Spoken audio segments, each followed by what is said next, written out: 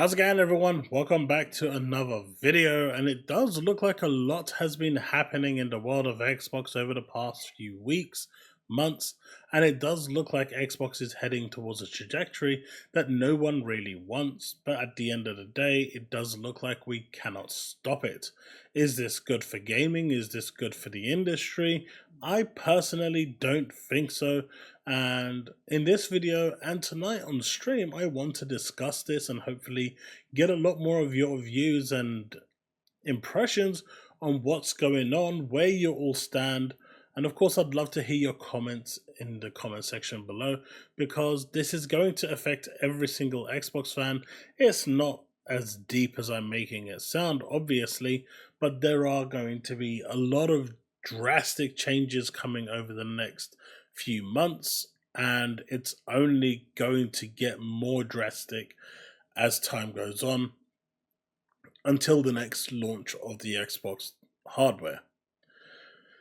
Now, what am I exactly talking about? Well, we all know Indiana Jones came about as a one more thing, and it's clear that Microsoft is trying to push as much to the PlayStation 5 as the main platform. It looks like they've kind of thrown in the towel, but have they really thrown in the towel? That's the question that everyone is asking. Is this because of the FTC? And at this point, even if it is because of the FTC, I think the hole that they've dug is so deep now that they simply cannot get out of it. So they have to pivot to new ways. And with the console not selling, Game Pass stagnating, they need to look at other ways to try and recoup that $70 billion. And it does look like the strategy that they've actually picked. Sorry, I know I'm a little bit slurry. I've not slept for almost 30 hours now. And by the time my stream comes tonight, it'll probably be about 48 hours. So if it's a little, that's why. But here's where Xbox is heading. They are heading towards releasing more games on PlayStation, and this clip that I'm about to play you, I know a lot of people may not like it, may not want to hear it, but I think there's a lot of truth here. Like I've been saying, Forza Horizon is definitely on the cards. I know there's a dude in our Discord saying that it's not going, and he works, he has an affiliation with Microsoft.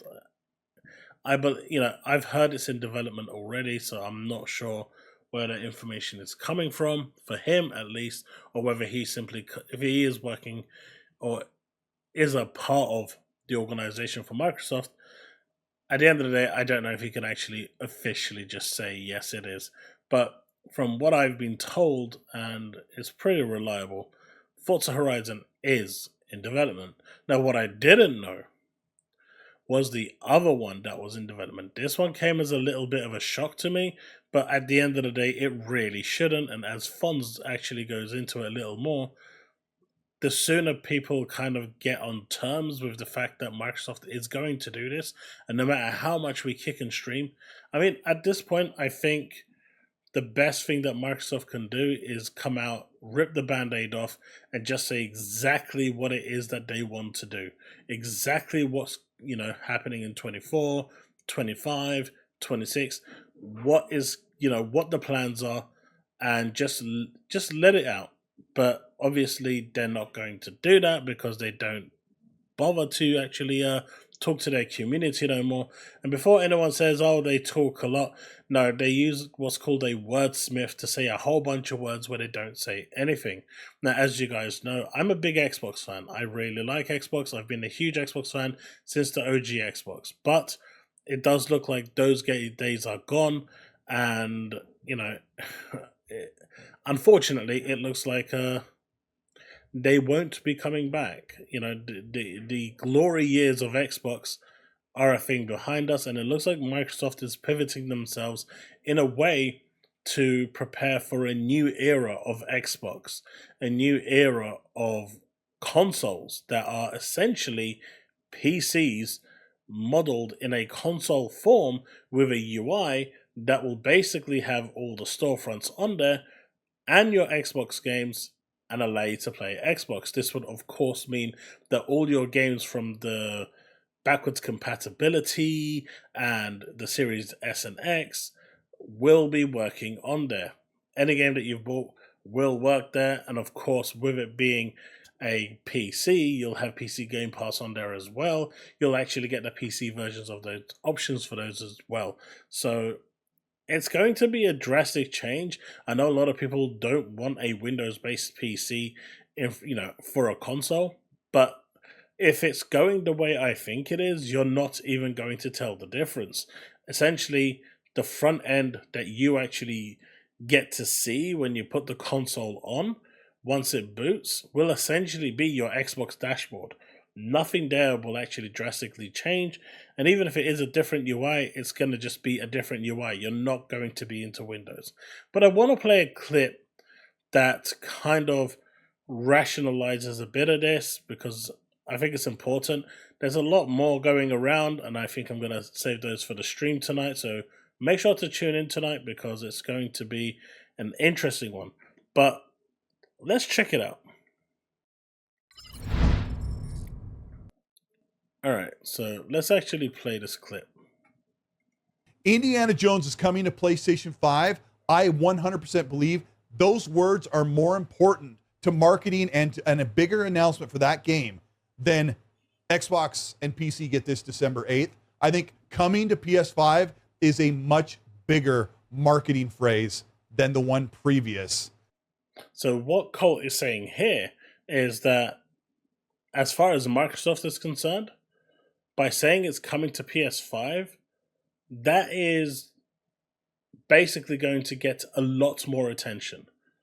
They've kind of almost seen what the Xbox and the PC market can do, and it's been doing really well, to be fair, but they've seen what it can do, but they just feel that saying coming to PlayStation and doing those kind of one more things for PlayStation is just a bigger marketing ploy and will generate more interest and more revenue, which is a little disappointing and a slap in the face.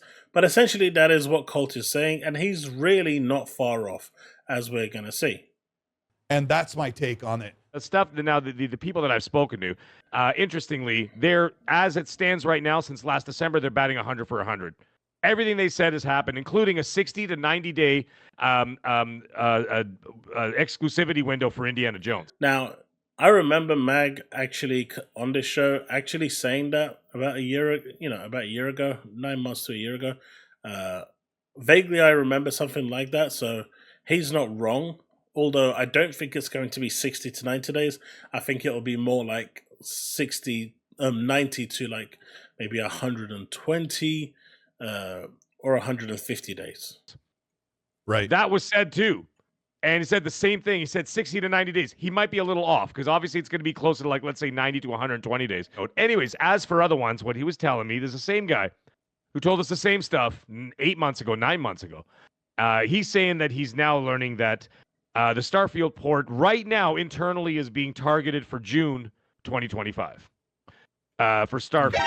So if it's being targeted for June 2025, that means it's going to take full advantage of the PS5 Pro and its capabilities. So at this point, if it's not on parity, like everything else that Xbox does with PlayStations for Call of Duty and Diablo and everything else that Microsoft is bound by, I don't believe that Microsoft is going to do that when it comes to the PlayStation 5 Pro. I think they are going to do their damnedest to make it look the best they possibly can and make sure it actually sells at a high quantity. And therefore, even the base games like Starfield, Forza Horizon are going to graphically just be superior on the PS5 Pro. That is if they decide to opt for non-parity. And with the way Microsoft is going, can you blame me for actually thinking that? But I just don't believe that, as far as Microsoft's concerned, I just don't think we are their target audience anymore.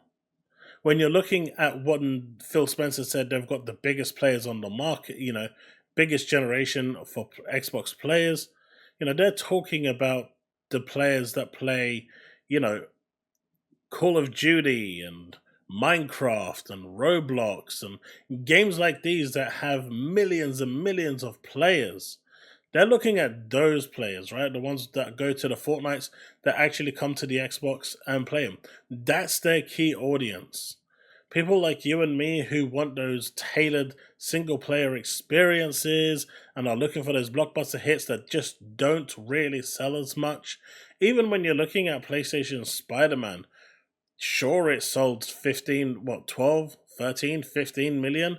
That's nothing compared to the likes of Minecraft and Call of Duty and other games in that ilk, right? Fortnite makes millions, if not billions, right, in revenue. You're not getting that with single player. So, though you'll look around and see the Colts and you'll see the Booms and stuff like that, I think Microsoft at this point is ready to disregard people like them and me who are, more of the hardcore gamer and just say, do you know what?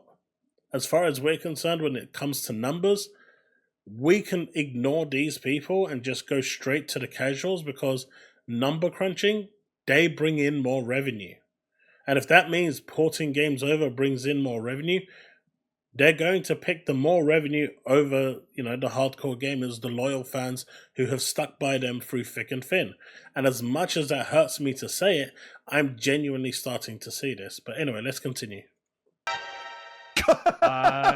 Forza Horizon 5 is coming sooner than expected. Now, obviously, Colt laughed there for Starfield, but it's going to happen. I think Riskit was the one that broke it ages ago that Starfield was going to go, along with Hellblade 2. But at this point, honestly, nothing is sacred. Nothing is going to remain. The whole slate, in my opinion, is going to go at some point, just not day and date.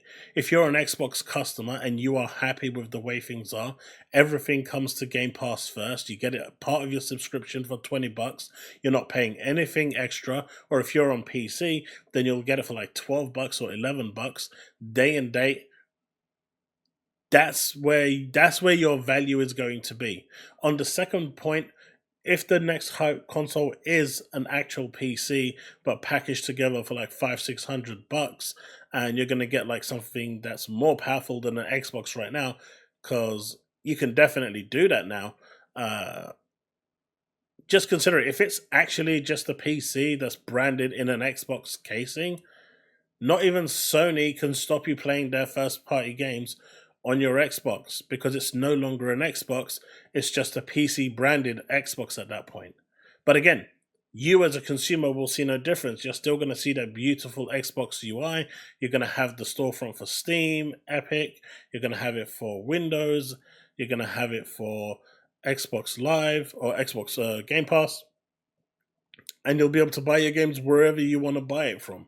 I suspect Microsoft will try to do a bit of discounts on their games, at least on their stores, to kind of encourage you to spend there so they can get more of the profits. But even that, I'm not sure. But, that's where I see it going. But what does this mean for the average gamer? This means that you're going to get your games day and date. No more games will ever skip. And you'll also get, as a timed exclusive, PlayStation games on your Xbox. So games like Spider-Man, games like Wolverine, they're all going to be on your Xbox because they cannot disable it for PC because it's essentially a PC. It's not going to be an Xbox. It's going to be a PC that can emulate or actually has the core of the Series X inside it built in. A bit like how the PS2 and the PS3 had the PS1 chip built onto the board so it could actually run a PS1 game. I think it's going to be something similar to that, rather than emulation, and you'll be able to play your Xbox games that you currently have with your library on there. So as far as you're concerned, what's going to happen is you're going to get a console that can play everything. Where are you losing out here? I get that means that there's going to be no exclusives, and that may diminish the value of the console, but at the end of the day, a console is still a console. It's going to be a set reference, and games will be, built to that spec as well, regardless, because it's not going to be modular, it's not going to change. And so it'll still cater for that market, but you will get everything. Games like Wukong and Baldur's Gate 3 won't arrive late anymore. They will just be there day one, whether it's on Xbox or through the Steam platform. It's going to be there available for you to play. That is where the beauty of this comes in. And as a Game Pass owner, you will be able to pretty much play all those first-party games first as part of your subscription 6 months before PlayStation owners do. And at that point, when they do eventually get it and they pay $70 to play those games, they are only funding future games to your Game Pass. Now, I know some people are going to say that I'm coping and I'm twisting and, I'm kind of switching things around. It is what it is. And I've never lied. I've never wanted to deceive. And I always am a straight shooter. This is where I see it going. But anyway, let's play this. Continue playing this. It's going to be before Starfield. That's what they're targeting as well. Forza Horizon 5? Forza Horizon 5 is targeted. There you go. Forza Horizon 5, like I said, it's coming. It's in development. I've been told it's in development. This isn't a thing. And, it's not going to stop at Forza or Starfield either. It's going to go with, Gears and Halo and everything. So I think the sooner people actually come to terms with that, the better it is. And if that means that you feel more comfortable just switching to PC, it doesn't matter. Microsoft has been talking about they're going to be playing everywhere and anywhere for a long time now, since 2017, when they made their first jump with Quantum Break, I believe it was. And that was the pivotal point when they actually started this whole journey. You've got the Asus ROG Ally, you've got the Steam Deck, you've got the Lenovo Go, you've got multiple different ways now where you can actually play your Xbox on other platforms, on other mini consoles that you can actually take around with you and play. This has been a thing for quite some time. Now they're just fully embracing it. And I don't think this is so much of a bad thing. I think this is where the industry is going. And I genuinely believe that by PlayStation 6, Sony will start to adopt a lot of what Microsoft is doing, and even Nintendo, in my opinion, by 27, 28. I think it'll take them a few more years before they actually start to push games onto PC as well. At least that's my view on how things are going. But is it a bad thing? I'll leave that to you. But to me, there's nothing we can do to change it. And at the end of the day, you have more choices now in how you play your games than you ever did before. I'm not quite sure if that's really a bad thing. Coming before, I love that, before Starfield. And the other one, which is an interesting one, which I thought was going to come out way sooner, but apparently they faced a slight internal delay with Halo Master Chief Collection. So they've removed a targeted date for Halo Master Chief Collection, but it's still coming. Or I do feel very confident that Halo Master Chief Collection is being worked on for PlayStation 5, which would be... They faced a delay. The one thing I was going to say, though, is that I think gamers at this point, especially if you're an Xbox gamer, okay, and that is where you game, it shouldn't really matter to you if these games go elsewhere. Exactly. Okay, and you should at this point, if you feel bad about this, just stop and just not even think about it and just expect everything to be going elsewhere. Just expect it, and you'll just feel better about it, because there's really nothing you can do. There's you no fight. Me, Colt, nobody can say anything to really get them to do a 180 on this. It's not going to happen. And that's the clip. Now,